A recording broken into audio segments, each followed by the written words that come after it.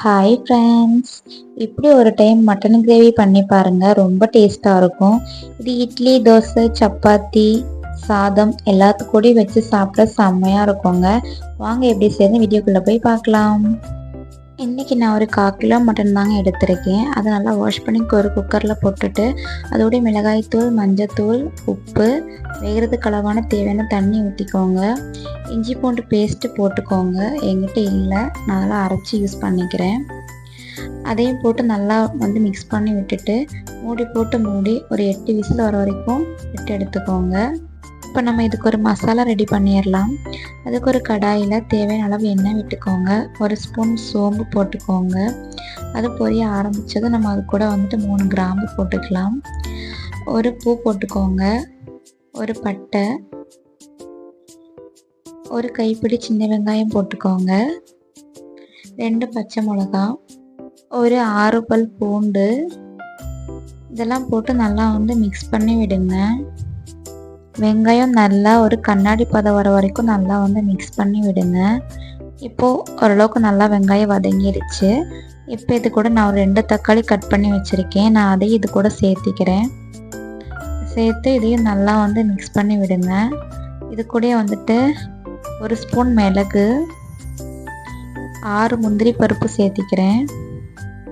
இதையும் மட்டும் நல்லா மிக்ஸ் பண்ணி விடுங்க. இப்போ நல்லா நம்ம வதக்கிட்டோம். அடுப்பு ஆஃப் பண்ணிவிட்டு நல்லா ஆற வச்சு நம்ம ஒரு மிக்ஸி ஜாரில் போட்டு நல்லா அரைச்சி எடுத்துக்கலாங்க.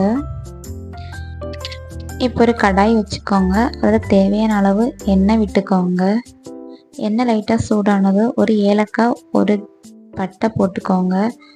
ஒரு 10 சின்ன வெங்காயத்தை குட்டி குட்டியாக கட் பண்ணி வச்சுருக்கேன். அதை இது கூட போட்டு வதக்கி விட்டுக்கோங்க. கறிவேப்பிலை 2 கொத்து போட்டுக்கோங்க. அதையும் போட்டு லைட்டாக இந்த மாதிரி கண்ணாடி பதம் வர வரைக்கும் நல்லா வதக்கி விடுங்க. 2 ஸ்பூன் கரம் மசாலா போட்டுக்கோங்க. 1 ஸ்பூன் மல்லிப்பொடி போட்டுக்கோங்க. 1 ஸ்பூன் காஷ்மீர் மிளகாய்த்தூள் போட்டுக்கோங்க. இதையும் போட்டு நல்லா வதக்கி விடுங்க. இந்த அளவுக்கு நல்லா மிக்ஸ் பண்ணி விடுங்க.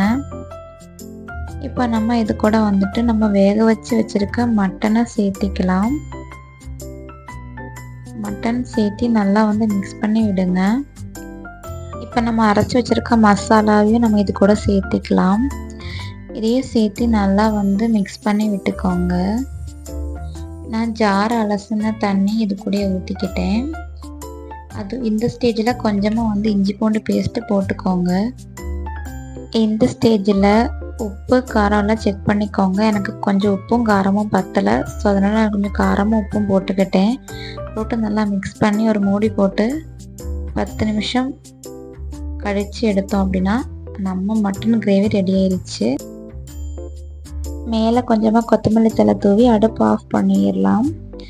இவ்வளோதாங்க, நம்ம மட்டன் கிரேவி டக்குன்னு ரெடி பண்ணிட்டோம். இதை கண்டிப்பாக ட்ரை பண்ணி பார்த்துட்டு எப்படி வந்துச்சுன்னு மறக்காமல் கமெண்ட் செக்ஷனில் கமெண்ட் பண்ணுங்கள். Bye friends. நம்ம நெக்ஸ்ட் வீடியோவில்